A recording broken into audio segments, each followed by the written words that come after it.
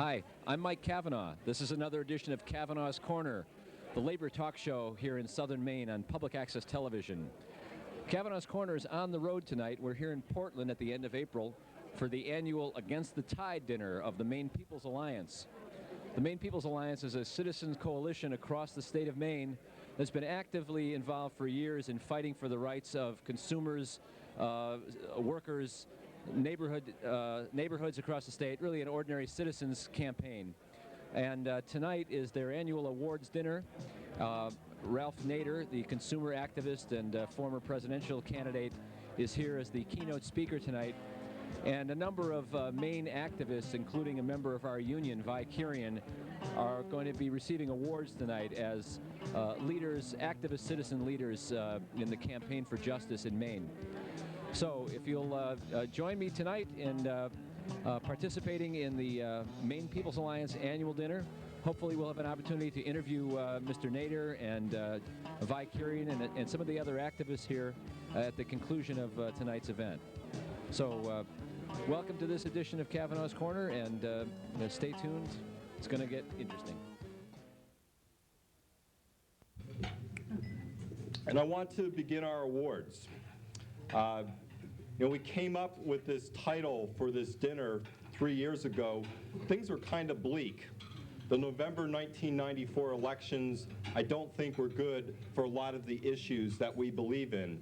And it seemed almost sort of a quaint thing to go out and be talking about in early 1995, things that this organization has always believed in, like a universal single-payer healthcare system, like eliminating dioxin from Maine's rivers, like genuine campaign finance reform so real people can run for office and not just wealthy elites. And those were dark days in 1995, but we've come a long way. And I think one of the things, even in those darkest times, I remember the progressive community in Maine. We're all a little bit deflated after the November 1994 elections. But there's people who have grit and tenacity and commitment that are just inspiring.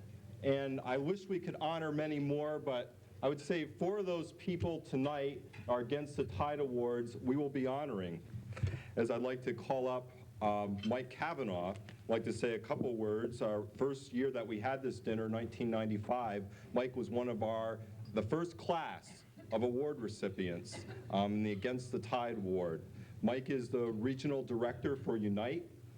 Some of you folks know the tremendous labor organizing that he's been doing. And come on up, Mike.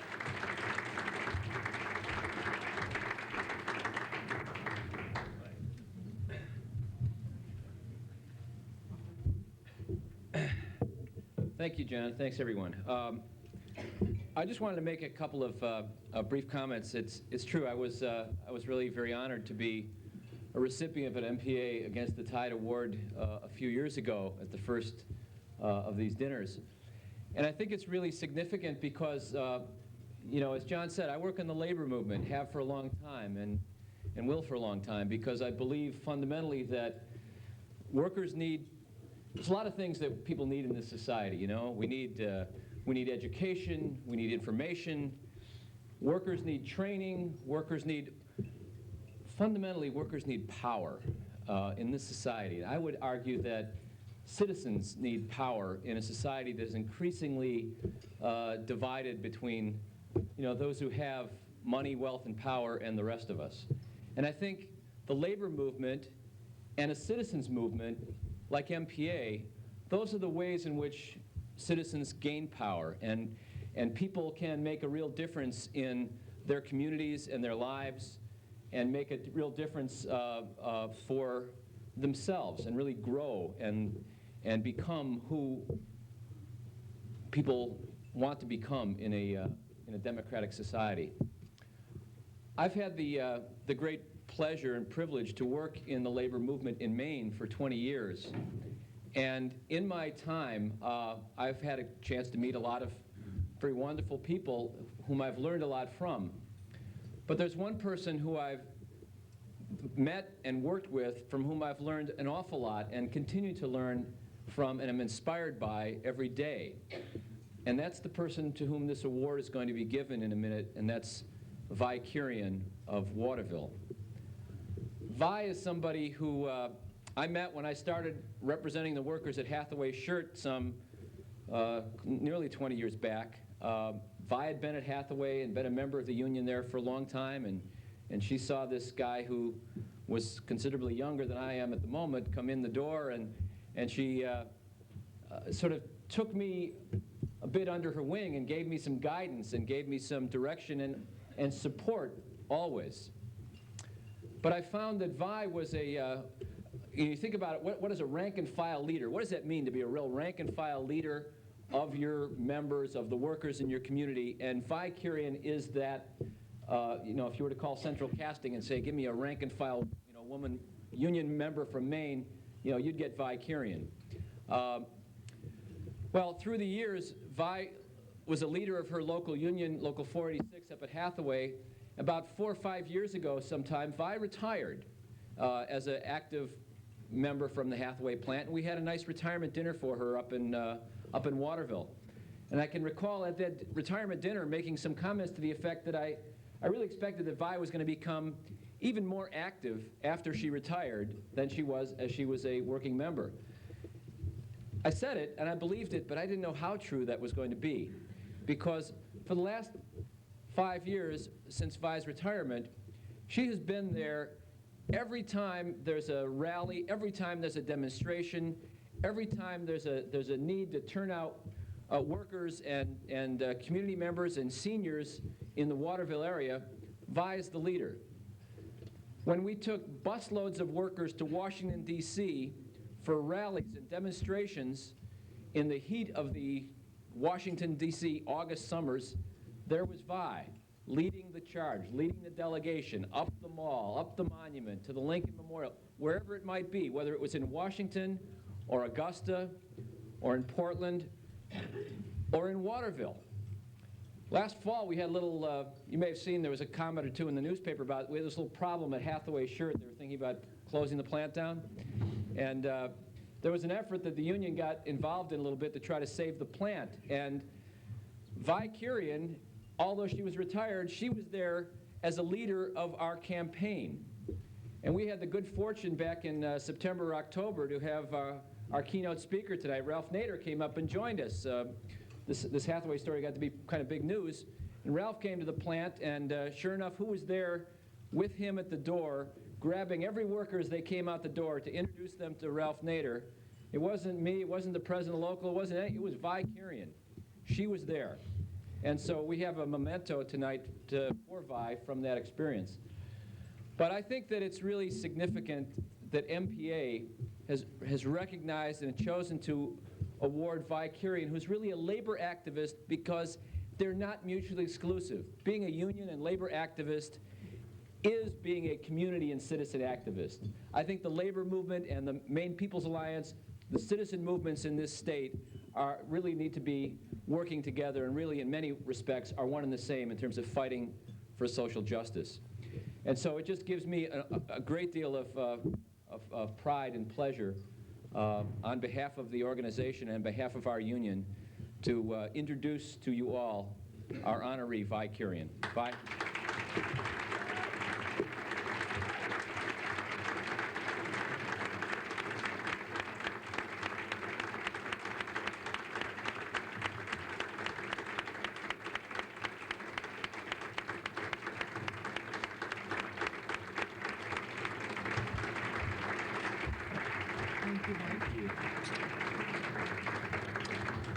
Vi, you're going to get this paddle so you can go paddle with Ned in his canoe. That's what we're talking about. And we also have for Vi a photo that appeared in the Waterville paper, a beautiful photograph in front of the Hathaway plant. Vi Kurian and Ralph Nader with an inscription presented to Vi Kurian in recognition of your years of activism, leadership, and inspiration. You represent the best of unionism.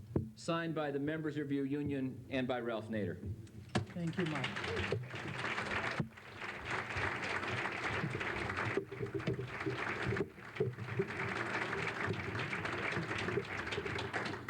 I want to thank you, Mike, and I want to thank the PA, for this award. I'm very humbled to receive an award for something that I love to do and something that I should be doing as an American citizen. I think every retiree should stay active and help their senior citizens and the children and everybody in this state to live a better life. So I thank you very much, all of you.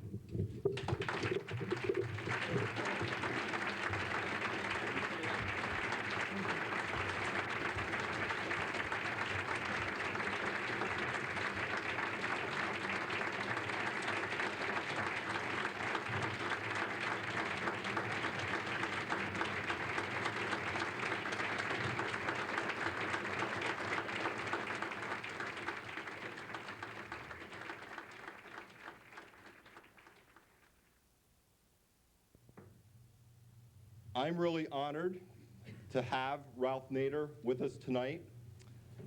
He's been an inspiration, I know, to many of us. I know many of you have driven a far distance, and I know many of you are burning to hear him speak. So Ralph, come talk to us. Thank you very much.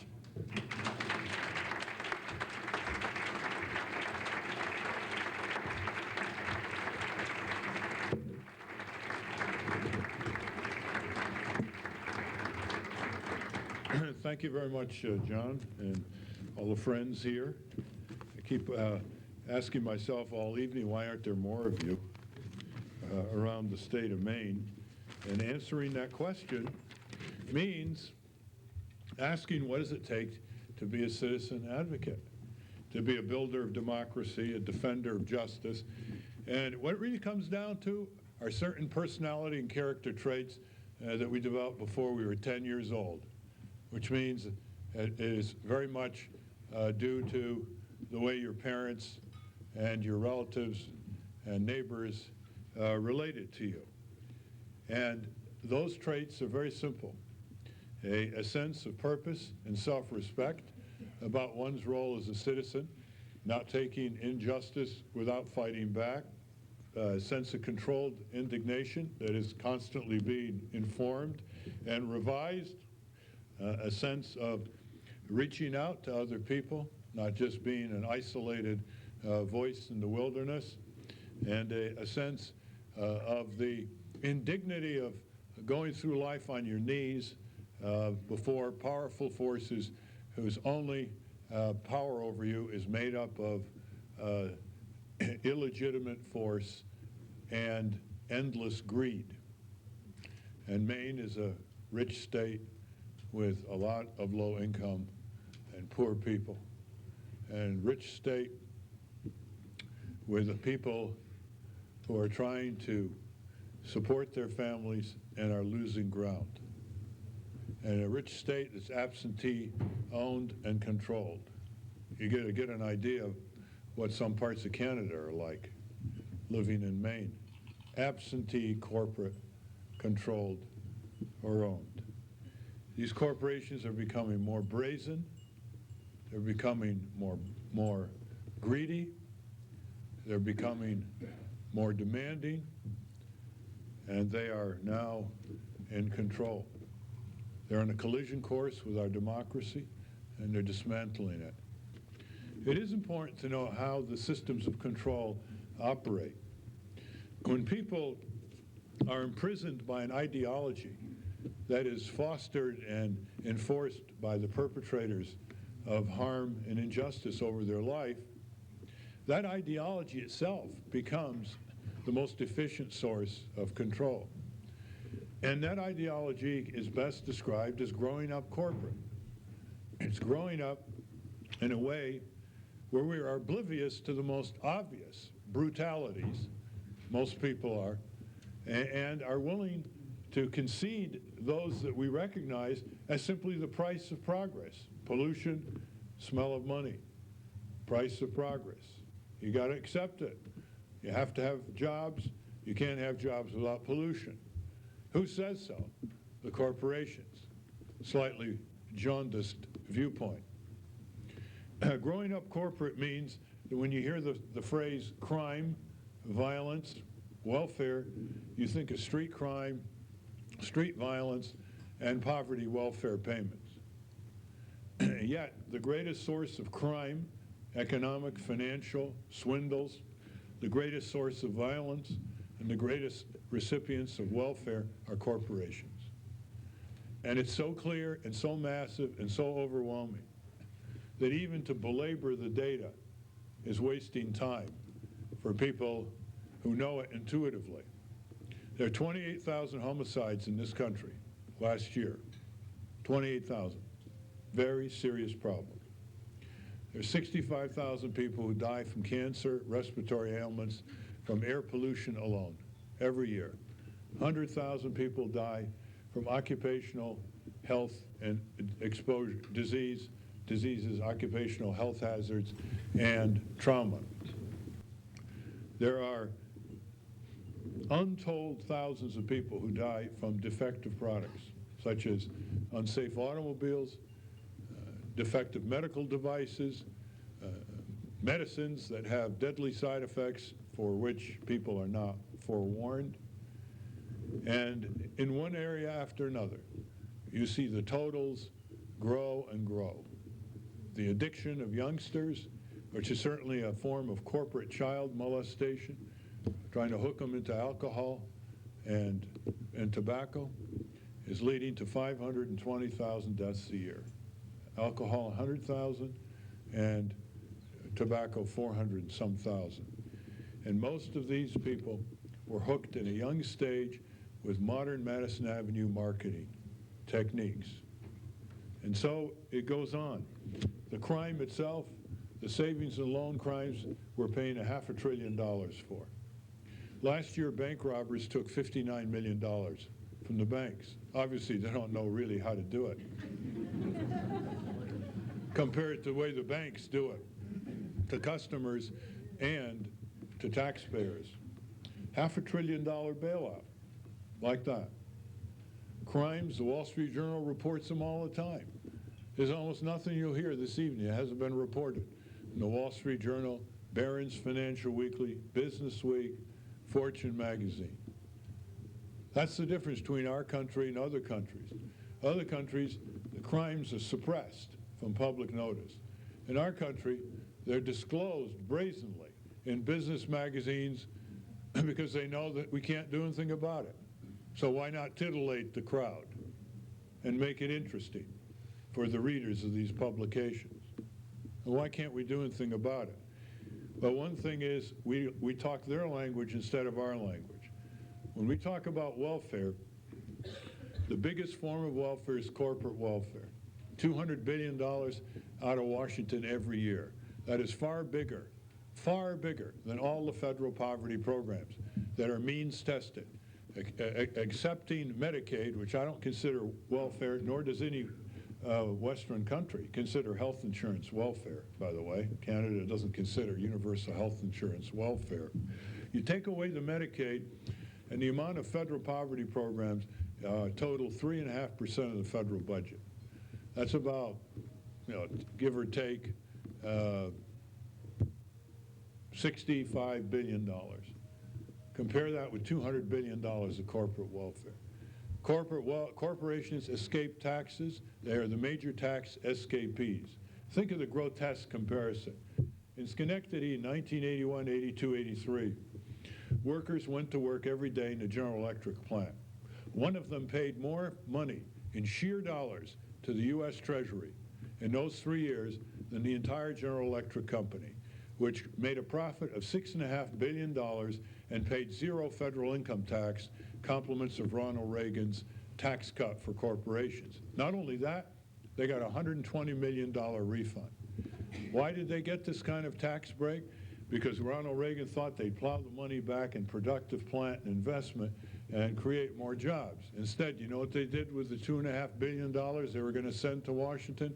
They bought RCA Corporation, which owns NBC, further concentrating their power and reducing the number of competitors for the Pentagon dollar by one major corporation. And it just continues on and on. Violence, the sheer environmental violence. Pollution is too charitable a term. I just heard from Mr. Fitzgerald at the dinner table what it was like in Rumford, Maine. and how many people died of cancer and respiratory ailments. These are toxic muggers, and they go on 24 hours a day. Have you ever met a street mugger that works 24 hours a day? Have you ever met a mugger that doesn't have to worry about the police, doesn't have to worry about sheriffs, doesn't ever have to worry about being put in jail? We have a double standard in this country. Real human beings on the one hand, and corporations, which are artificial legal entities, on the other. And corporations are created by the state, which gives it its charter. And yet we don't use that leverage at all. Instead, we've allowed corporations to achieve privileges and immunities that real human beings could never achieve because they're not artificial legal entities. Can you create your own parents? Corporations create holding companies. Can you be in 100 places at once? Corporations can be 100 places at once. Can you fly to Washington to lobby your senator and deduct your plane expense on your income tax? No. Corporations do all the time. Can you escape into bankruptcy and continue making profit and paying yourself bonuses while you escape your creditors and other claimants? No. Corporations can all the time. It's called Chapter 11. The privileges and immunities continue. They pit one state against another. They pit one country against another. And look at what they've been given in the last 20 years. After the brief period of corporate accountability in the 60s and early 70s, when the consumer environmental laws were passed, OSHA was created, EPA was created, the Consumer Product Safety Commission, the Auto Safety Agency, and others. A brief period. And then the counterattack started coming ferociously. First under Nixon, but in high gear in the last year of the Carter administration, taking advantage of the inflation generated by high oil prices. And look what they've gotten compared to the ordinary people in this country. These corporations said to Washington, we demand deregulation. Deregulation is a fancy word for lifting law and order and not prosecuting corporate crooks. They got deregulation under Reagan and Ford. Then they demanded that the administration further weaken the labor laws by their appointments to the NLRB. And they got that. Then they demanded quotas on certain imports from abroad on the promise that they would not raise their prices. Instead, together with the Japanese auto companies, they both raised their prices in Detroit and Japan. And then they demanded that they be given tax breaks, and they were given huge tax breaks. And then they demanded they be given subsidies, and they were given all kinds of subsidies from the federal government.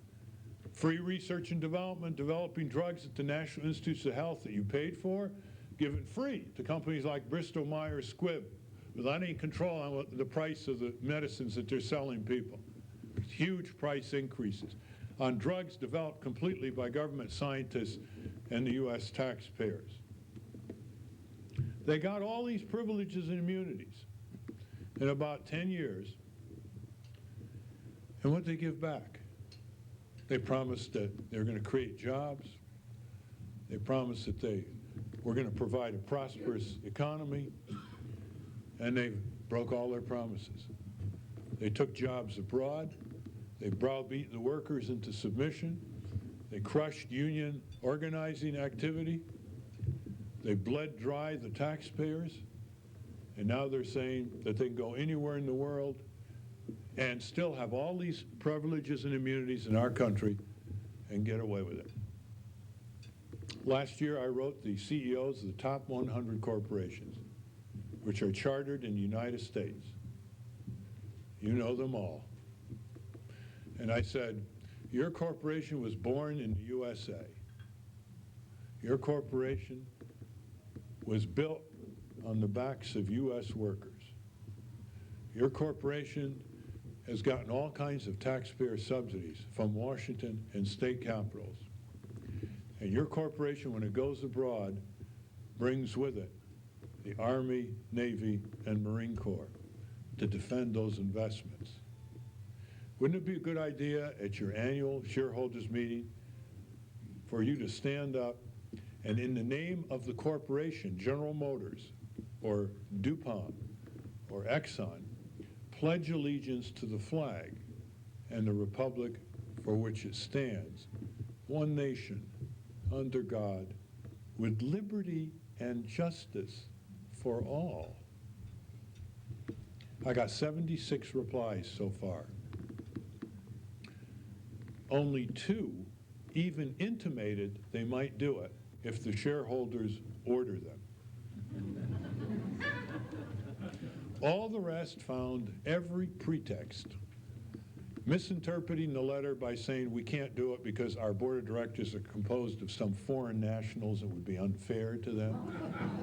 That isn't what I asked them to do. I asked them to pledge allegiance in the name of the corporation.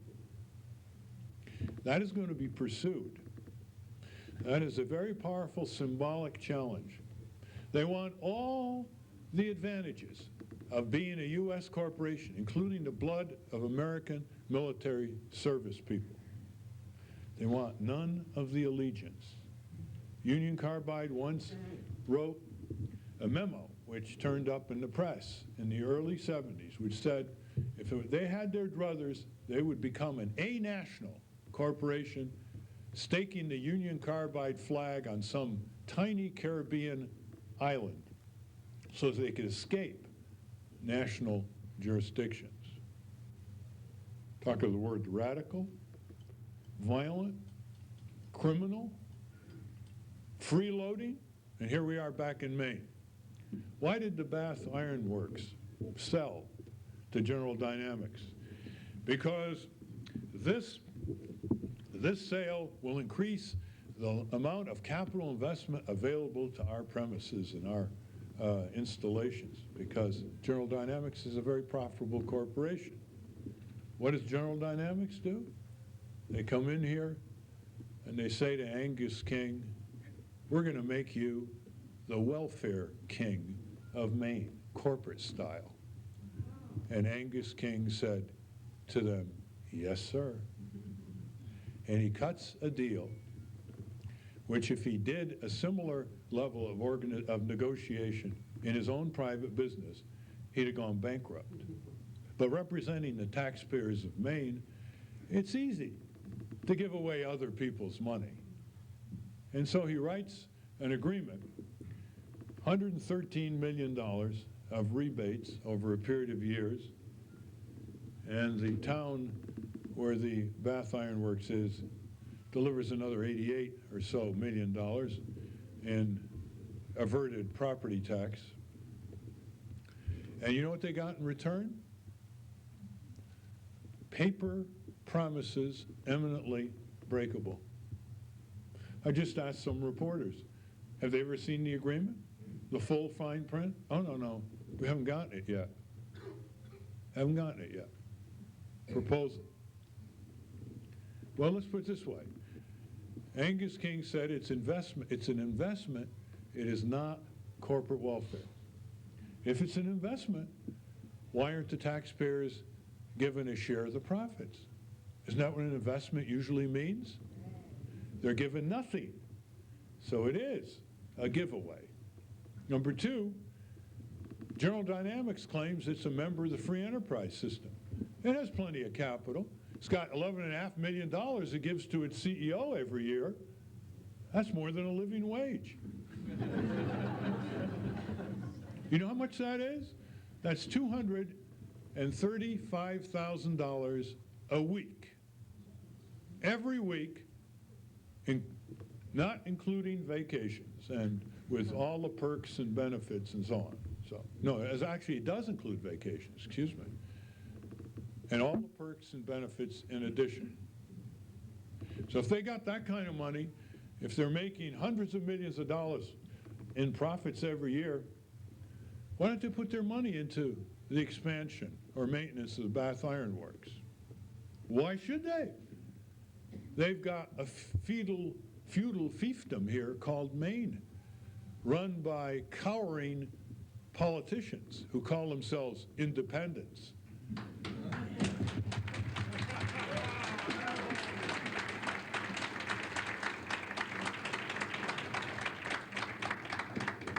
Or Democrats or Republicans.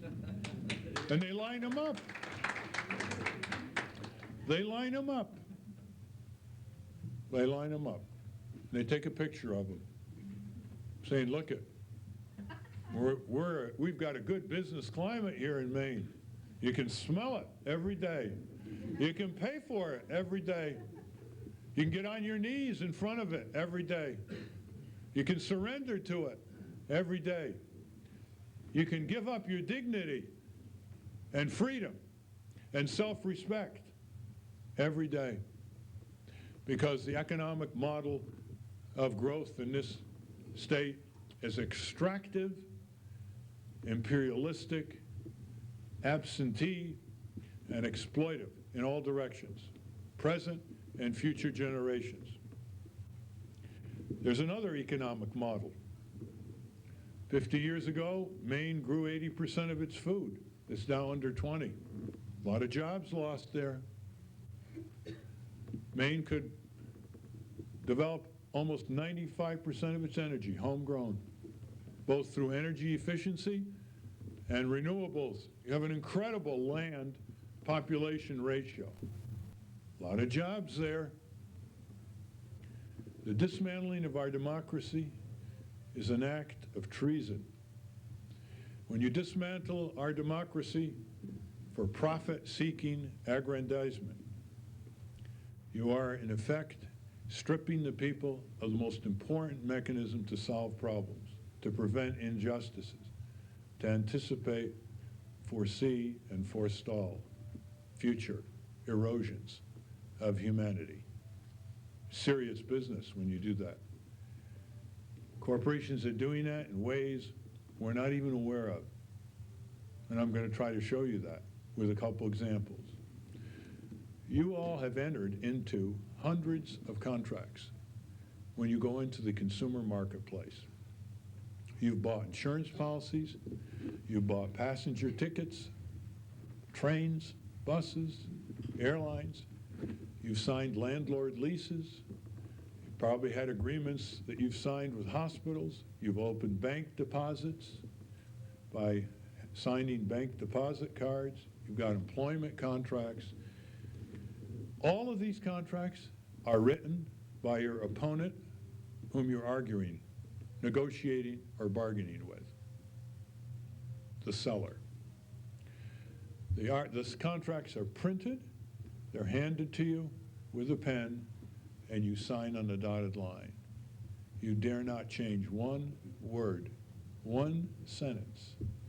And if you don't like to sign on the dotted line, because you've been the rare buyer who actually reads the fine print, and you go across the street to a competitor, lo and behold, it is exactly the same contract.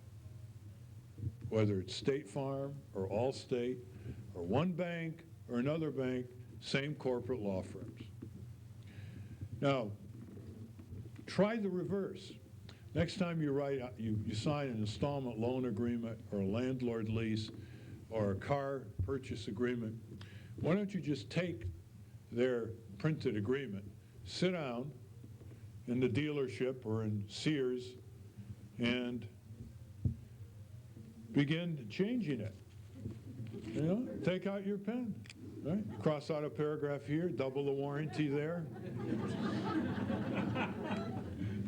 And then you got it all right, you put the initials in the margin. You know, you've come off your business course, and contracts are supposed to be a meeting of the minds between buyer and seller, and you've decided to meet the minds of Sears or Chevrolet, and you take it back to the clerk or the dealer or the salesperson and say, I think we've got a deal. Here, sign on the bottom line. We have surrendered the contractual arena of our economy. They are the private legislatures. They'll put in the fine print that they're not liable for this, that they are not responsible for that, that if there's a dispute, it goes to compulsory arbitration, which means when you sign on the dotted line, you give up your right to go to court.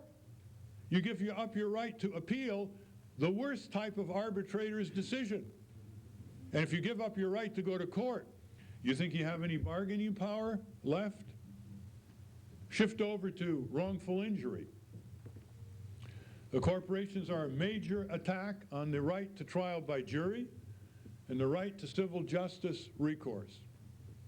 There are hundreds of thousands of injuries and deaths a year from hazardous products and toxic exposures, the vast majority of which are preventable, many of which are subject to cover-up, like the Dalcon shield that mutilated hundreds of thousands of women, or asbestos that's already killed 200,000 Americans since World War II, here at home.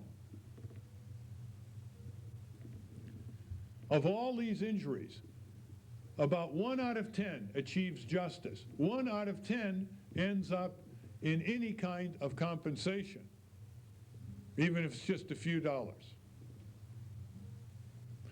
Of 80,000 deaths in hospitals from medical malpractice, a figure estimated by the physicians at the Harvard School of Public Health, no axe to grind. They did the best study. 80,000 a year.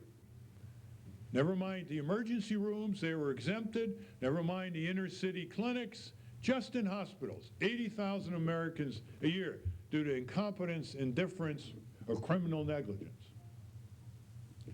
Not 1 out of 10 gets a cent, but that's too much for the corporations and the hospitals. Too much. 1 out of 10, they can't take it. Corporations which made $450 billion of profit last year paid out $7 billion in settlements and verdicts in medical malpractice and product hazards. Just $7 billion. That is slightly more than General Motors made in profits in 1995. It's one company. And yet we are told, and how many people believe it? Because of the massive insurance company and corporate propaganda, we're told we're an overly litigious society. We're told that all we got to do if we're injured is just walk into a courtroom, wave a wand, the jury gives us $5 million, and the judges who read Karl Marx on their lunch break approve. When it is extraordinarily difficult to win a medical malpractice or product liability case. Unbelievably difficult to get even a decent settlement. Because corporations have all the cards. They have corporate law firms with endless treasuries to engage in a war of attrition against you. They control most of the evidence that you try to wring out little by little. Asbestos memorandum from 1936. Engineers' candid report on the Pinto fuel tank. And they've got time and you don't, because corporations are perpetual, artificial, legal entities, and they can delay you, and you're desperate to get money for pain and suffering and medical expenses and wage loss. And yet that isn't enough for them. They want to destroy what's left of the civil justice system to escape responsibility while they tell a welfare mother she's got to be held responsible, to escape accountability, why they tell all kinds of workers that they have to be accountable for their misbehavior in the workplace. At the same time, they are enriching themselves beyond the dreams of avarice. In 1940, the CEOs of the top 300 corporations in America made 12 times the entry-level wage of their worker, the lowest entry level, 12 times. It is now 200 times. The head of Intel just took in $91 million. If the average salary in Intel, fairly high, is $50,000, he made 1,800 times more than that average salary. The disparity is growing. They have their own special pension systems now. They figured out some loopholes where they don't have to have even the same kind that's extended to the workers, where under the old system they still pulled in bigger pensions. That wasn't enough for them. They had to have now very special pensions retirement severance pays, etc. Roger Smith almost wrecked the General Motors Corporation, and they gave him a $2.5 million lump sum pension bonanza. So how long do we take this? How long will we continue to grow up corporate? How long will we not know what we legally own together as a Commonwealth, and we control none of it because it's controlled by corporations? $4 trillion of pension funds controlled by corporations, owned by the workers. You know what caused that? The Taft-Hartley law. The 50th anniversary of that notorious anti-labor law is coming up June 23rd this year. If you know a single labor union that's going to raise a rumpus against this law on that anniversary, please tell me. They've even got organized labor on their knees when it comes to Taft-Hartley. They don't even bother putting in a bill in the legislature and Congress. They don't bother to even remind a whole generation of Americans what an albatross and a ball and chain that law is against the right of collective bargaining. That is how powerful these corporations have become in this country. We own the public lands, a third of America, all the natural resources, trillions and trillions of dollars for present and future generations. We don't control any of it. Amex Corporation does. Exxon does. Peabody Coal does. And a whole host of other mining corporations, which find gold and molybdenum on our land, and under a law that they got through in 1872, they get it free, pay us no royalties, and leave desperately contaminated residues behind, like cyanide and environmental wreckage, after they've laughed all the way to the bank on what we, the people, own as a Commonwealth. We own the public airwaves. When you don't like what's on TV, you know what they tell you? You live in the land of the free and the home of the brave, because you can click it off. Imagine, they're telling the owners of the public airwaves, the landlords, who are the people, that if they don't like how their property is being used by the tenants, who don't pay you a cent for the most valuable franchise in the United States of America, the franchise to use free, that part of the spectrum, 24 hours a day to run their radio and TV stations. They don't pay you a cent, and they're the tenants. And they tell you, if you don't like what's on your property, get out, click it off. And we think we're free because we can click it off. That's what I mean by growing up corporate. Instead of saying, we're not going to click it off. This is our property. We want our own audience network. We want our own cable channels for citizen activity, channel number 1. For labor and workers, channel number 2. For students, 13.5 million college and graduate students who don't have a 30-minute TV program once a week that covers what students are doing on campus outside of athletics, channel number 3, and on and on. We give these cable companies monopoly rights. They're making tons of profit. What do we get in return? Nothing. What are we demanding? Nothing, because we're growing up corporate. That's why. The insidious nature of corporate power is it makes its victims the enforcers, the prime enforcers, because they've grown up imprisoned in this ideology where the companies say, hey, our legitimacy comes from free enterprise. Sink or swim, we take a risk. Which corporation other than small business today takes a risk when they're about to go bankrupt due to corruption, scandal, speculation, or mismanagement? These giant companies don't go bankrupt. They go to Washington to be bailed out. Aid to dependent corporations. No 5-year cutoff. No workfare. Perpetual. Goes on and on and on. Their private enterprise legitimacy is phony. It's a fraud and a lie, but it's more than that. It's a snare and a delusion because we believe it, because we haven't thought it through. That means we have to think for ourselves and grow up civic. And in order to do that, we have to realize what would happen if we controlled what we owned.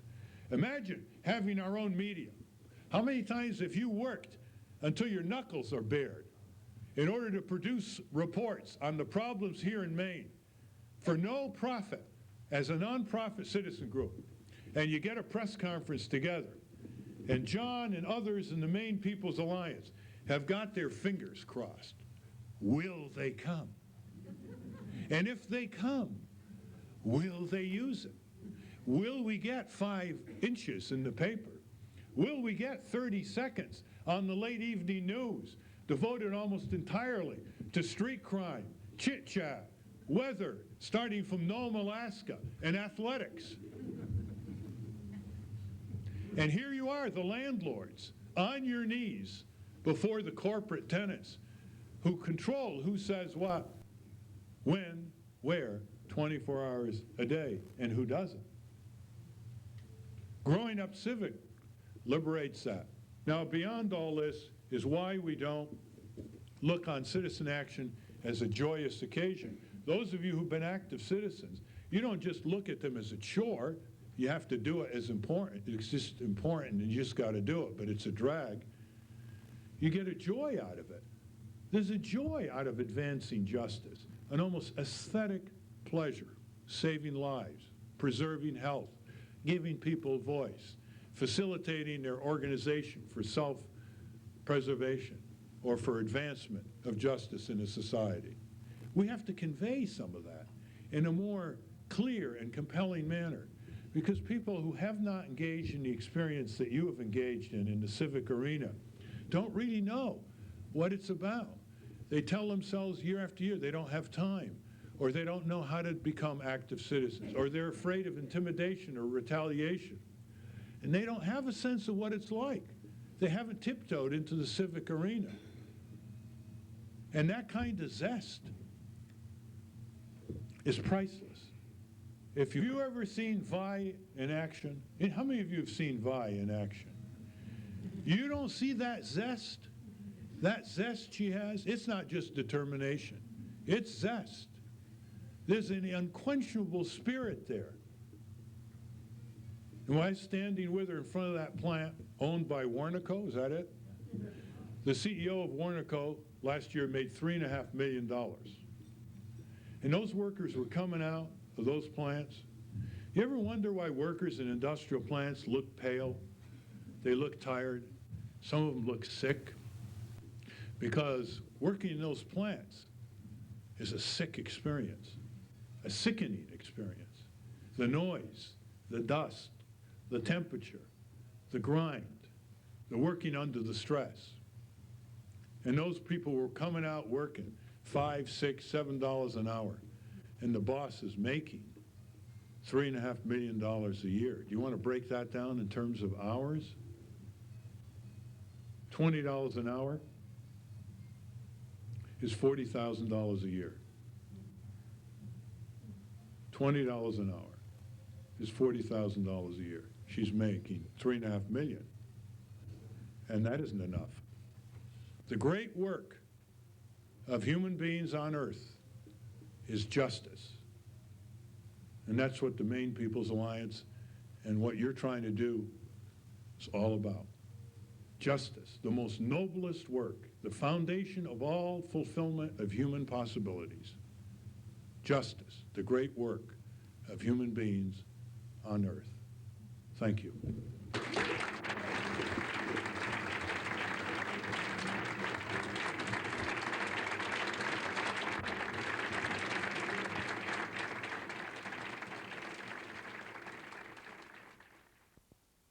Okay, let's see if we can, I don't know whether we can find any of the honorees here tonight who were honored, Matt. I'm sort of standing here, I'm here outside the dinner with the honoree of the night, one of the honorees of the night, Vi Curian from Unite. Vi, I know that we've talked before a little bit about this, but if you could just tell us, what did you think? You heard, Ralph Nader talk about, growing up corporate and what that means and what it might mean to have a civic outlook on society, and he talked about you and talked about the inspiration that you provide. What do you think about Ralph Nader, his message tonight? Well, I think a lot of his message was very good and right on target. Mm-hmm. And I think everybody has to get involved send the message because he's right, very right about the industries, corporate greed, and we're losing jobs by that, and people are on welfare, and they want to take that away from them. So certainly we all have to get involved, whether we retire or not. It's our civic duty to get involved and help to push the Congress and the state and Washington to get involved and push them all before we get in big trouble, because we're already in trouble now. Ralph suggested tonight, too, that some people seem to do this not just because it's a chore that needs to be done, but because it energizes them and makes them feel good. And it does. It makes you feel very good. Yeah. You don't do it for yourself. You do it for all and everybody else. And it does make you feel very good to do something like it. I enjoy it. Yeah. It's obvious. I enjoy it. It's obvious, and I think a lot it's of my second career, and I really enjoy it, and I hope I can do it as long as I did at the Hathaway, 44 years. 44 years. Well, yeah. That's great. I think the state of Maine would really benefit from your continuing to do this. So anyway, I would love it. Thanks again. We have did you get the framed photo that we had? Yes, I did, Mike. Great. They gave it to me, and I thank you very much. Okay. Well, he's the one that inspired me. There you go. Shameless self-promoting. Here we are. That's my model right here, Mike. Okay, on He's that, my hero. I think we're going to cut the show off here because it's starting to go off in the wrong direction. Okay, thanks very much, Vi. And thank you all for being here live. I don't know, as people come out the door, what did you think about Ralph Nader's message tonight? Could I ask you? What did you think about Ralph? I'm always inspired by Ralph Nader. Always inspired? Yes, always. I've never, I'm 62 years old and I'm still inspired. And I remember him when he was in. Well, you heard it here first. Who could say it better? Okay. Well, let's see. Let's wander on back in and see if there's anyone else we can harass here before we go home. Ralph Nader talk about corporate control of the media and the fact that people don't really have the ability to get their own messages heard. And I wonder whether if you just had any thoughts about the message that he brought tonight and anything that particularly struck you about what Ralph said tonight. Well, it made us feel better about what we talk about when we sit around with our friends. Is we all know it. We've all said it in different ways, but Ralph sort of gathers it all up and tosses it out for you forward. So I think he did a great job. But it's, you don't learn anything new, but it's a reaffirmation of what you always are thinking about or talking about anyway. What did you think about when he talked, specifically tonight, his message is about sort of corporate control, increasing corporate control of the culture. Is that something that you think that people have become more conscious of, perhaps in the last few years, that it's really sort of the corporate control? Well, for me, I wasn't, I think tonight I just became aware that he's right. I grew up in this corporate culture, and I didn't realize that I was, all these things they were feeding me, I was saying, yeah, that's right, that's what I believe, but it doesn't have to be that way. So. And what about the fact that a number of the people who were honored tonight, have a lot of years of service, Vicarian from our union, but others as well who were honored tonight who've been, for a long time standing up and fighting back in their own way. Does that provide any kind of, inspiration? I don't know if that's the right word. That's what I was thinking, inspiring, I mean, to see someone like that. You too, I know when you were up there talking, I'm thinking, wow, he's got a dream job, We all have work we do, then there's some people whose life and I don't work, folks, but well, you're right. Your career to me, because I've never met you, I didn't know anything about you, but just talk to you.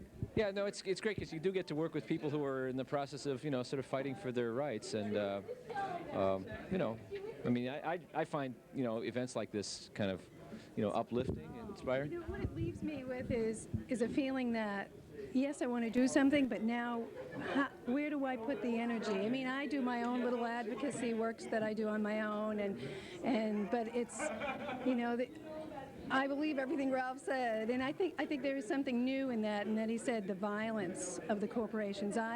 The other things I was aware of, but that they are the biggest violence in the country. I never thought about that, about how many people die because they just get off with making the environment and what we bring in, what we drive, so unhealthy. Mm-hmm. So. Well, these are, I'm sorry, this is Andy and Lori and Dorothy, who are our guests. You're on public access television, by the way. This is Biddeford Public Access. Well, it's Memorex. No, it's not. It's not. See, corporate culture being, this is actually public access television, and this is one way that we try to get, you know, to get our story out. This is a labor talk show that we have here in Biddeford, and we show this also on Portland and South Portland, Scarborough, various public access stations around the state, just to try to get a perspective on the world that maybe you don't hear every day on Channel 13. So, yeah, I think we do. That's right. So, well, thank you guys for participating. Okay. Okay. Thanks a lot. Okay. Okay. I think we're just about wrapped up here, Matt. We're cleaning up the table, so I think this might be the proper time to sign off. You've been watching another edition of Cavanaugh's Corner, the labor talk show in Southern Maine on public access television. We've been at the Maine Peoples Alliance annual dinner and had an opportunity to hear from consumer advocate and public citizen Ralph Nader. So, an inspiring evening for a lot of people here, and hopefully the beginning of a new season of activism and organizing for workers and citizens in the state of Maine. Thanks for joining us. Tune in again next week on Cavanaugh's Corner. We had some comments earlier this evening about, you know, corporate control of the media and so on, and you know, we try to get our message out here on, you know, public access through a labor talk show. Just wonder if you might comment a little bit about the, you know, your experience with or your view of the use of, you know, community television, public access television. Well, public access television is about the only community television there is. When cable industry were trying to get a foothold in the 1950s and 60s, they said, we're going to produce a lot of local programming, we're going to cover the local community, that's why we're superior to the network affiliates. Turns out that they're doing the same thing. You know, heavily entertainment, heavily sex, violence, home shopping, movie reruns, and they don't dedicate enough time to two-way community television. And so the public access studios should be better funded by the cable operators as a reciprocal for the monopoly that the cable operators get to run the system. So you have enough equipment, studio room, money to train people, put on good programming. In my hometown in Connecticut, we have an access station called Mad River TV.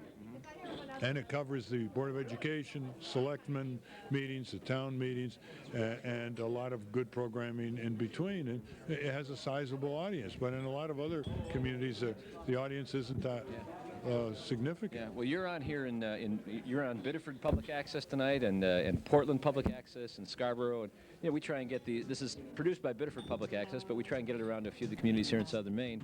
And I would just point out to our viewers, you're watching Cavanaugh's Corner. This is the only television show that's going to see an extensive interview with Ralph Nader. We scooped Channel 13, Channel 6, and Channel 8 tonight.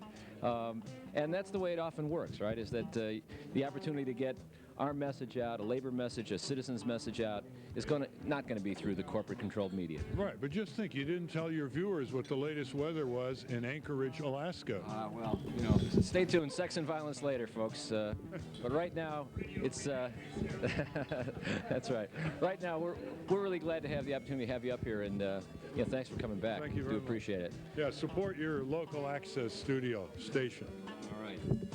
You heard it here first and last, folks. This is signing off again one more time from the end of the Maine Peoples Alliance annual dinner. This is Cavanaugh's Corner, public access television. Good night.